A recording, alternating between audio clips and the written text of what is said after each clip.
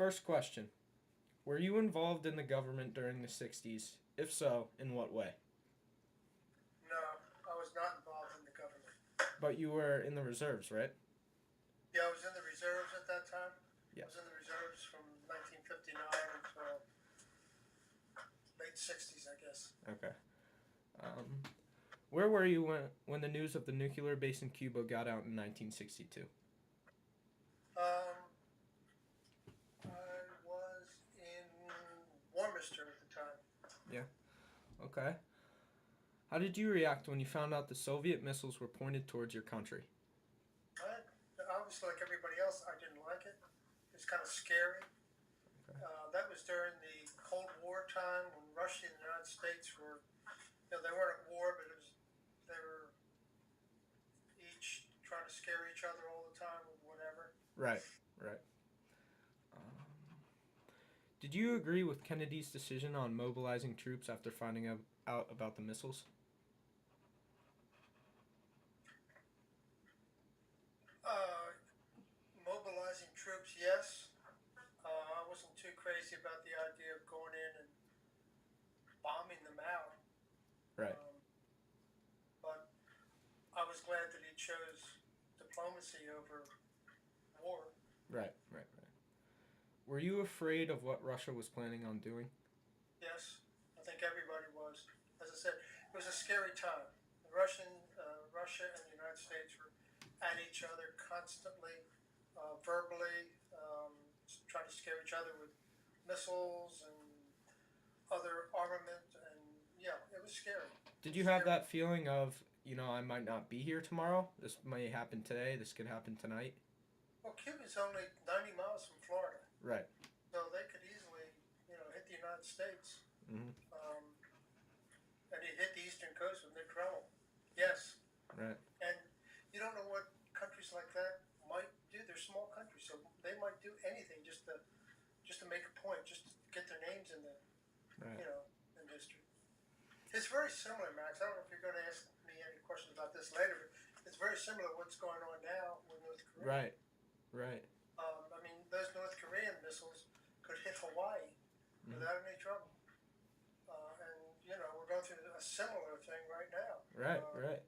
Only, well, maybe a crazier people than Yeah. Cuba.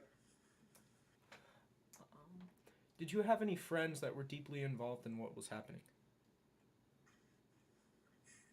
No, I don't think so. No. None that were called just to stand by? That I don't remember. I may have. I don't remember. Okay. Were you mentally/physically ready if you were called to war? Yes. Yes. Yeah. I mean, at that time, I was 62, so I was 26 years old. Yeah, I was ready. Who do you think would have taken the upper hand in war that was being proposed? Who would have taken the upper hand? Yeah, either the U.S. or Russia. Well, on Cuba, I think definitely it's one of those things. It's who bombs first. Right. If you knock the missiles out, then what are they going to do? If they get the missiles off first, then yeah, okay, you can bomb them, but they've already done their damage. What do you think were the Soviets' intentions when they sent ships towards Cuba?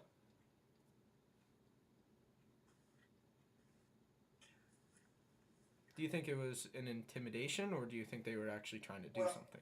Let's take a back question. Sure. What was their intention of putting the missiles in Cuba? That's right.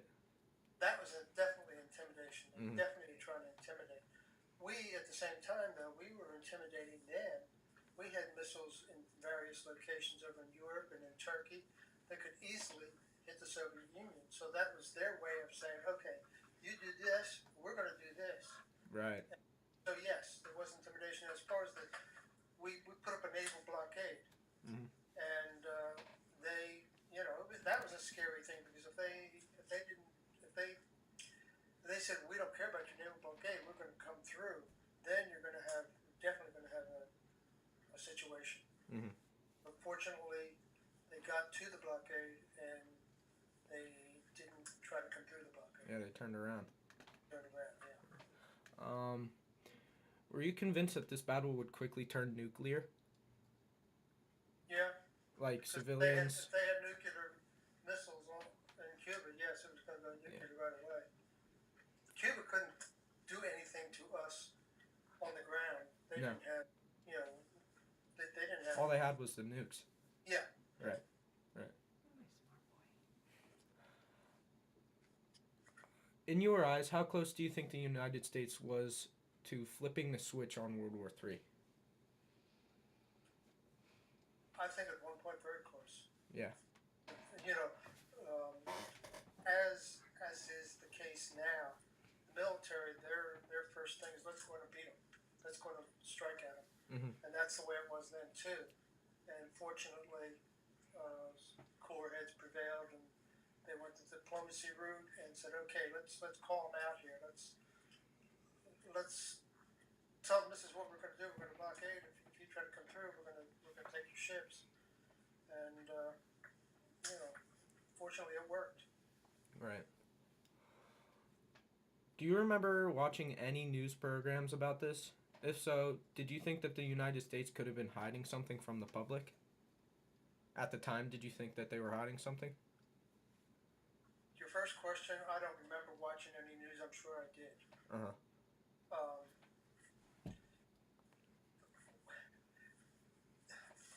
Your second question about hiding from the public. Back then, I don't know. I think we trusted our government more. Mm. And if our president said, this is it, this is so, and this is so, I think we believed them more than we do now. Yeah. Now they say something, There wasn't as much conspiracy back then. That's right. Right. That's right. And you just pretty much took whatever they said, you took it as fact. Yeah. Did this situation have a big effect on the people that you lived around? I think it had a big effect on everybody. Yeah. Yeah. Like, did you notice that anybody who was either going crazy or they're downright scared of everything? I can't remember that, but No. I'm sure there were, but I don't remember that. Right. How did you react when you found out that that the U.S. was going DEFCON 2, meaning that they were officially preparing for war? That was scary. Yeah. Because one little thing, and okay, we're going in there and bomb them out. I mean, yeah, that was a scary thing. And if we bomb them out, then what's Russia going to do? And as you said, you were in the reserve, so you'd be right in the middle of it. Yeah, we would have been called up. Of course. Yeah. Last question. How relieved were you when you found out that the Soviets had completely backed down after the order for DEFCON 2? How did you feel about this entire situation? Like everybody else, I feel good about it. Mm-hmm. It was, that was terrific that we were able to stand up to them and scare them into it. Now, there's another thing to it that they didn't tell us in the beginning. They kind of kept it a secret, but